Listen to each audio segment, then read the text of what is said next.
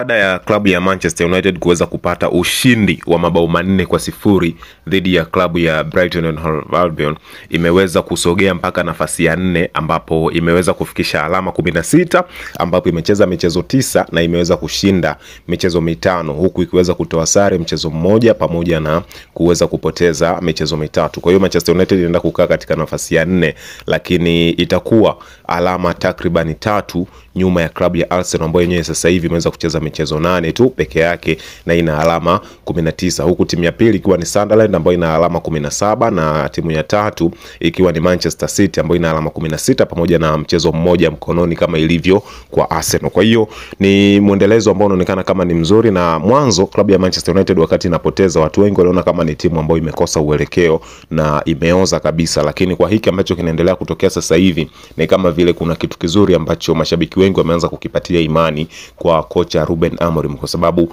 katika michezo yake 9 kuweza kushinda michezo 5 na kuweza kupoteza michezo mingi ikiwa ni mikubwa, kwa sababu kapoteza na Arsenal lakini pia kapoteza na Manchester City, huku Brentford ikiwa ndo timu ndogo pekee ambayo imeweza kumfunga. Basi inaonekana ni kama vile mwanzo kuna kutokueleweka kwa wachezaji, walikuwa hawajamuelewa vizuri, lakini huenda pia taratibu wakawa na regain ile fomu yao na kuanza kutengeneza kitu kizuri ambacho kinaendelea. Lakini wakati Manchester United yakifanya hayo, klabu ya Liverpool yenyewe iliweza kupoteza mbele ya Brentford kwa mabao 3-2. Kwa hiyo Liverpool inaenda kushika nafasi ya 6 ikiwa imecheza michezo 9, imeshinda michezo 5, ikiwa haijatoa sare hata moja pamoja na kupoteza michezo 4. Kwa hiyo inakuwa na alama zake 15 katika nafasi ya 6, huku klabu ya Chelsea yenyewe ikiwa katika nafasi ya 8 mara baada ya kupoteza mchezo wake kwa mabao 2-1, na hapo inakuwa imeshinda michezo 4, imetoa sare 2 lakini imefungwa michezo 3 na inakuwa na alama 14. Kwa hiyo kwa timu kubwa za hapo EPL msimamo wao umekaa hivyo, lakini pia good news tu kwa mashabiki wa Manchester United, kama wataendelea kuwa na muendelezo huu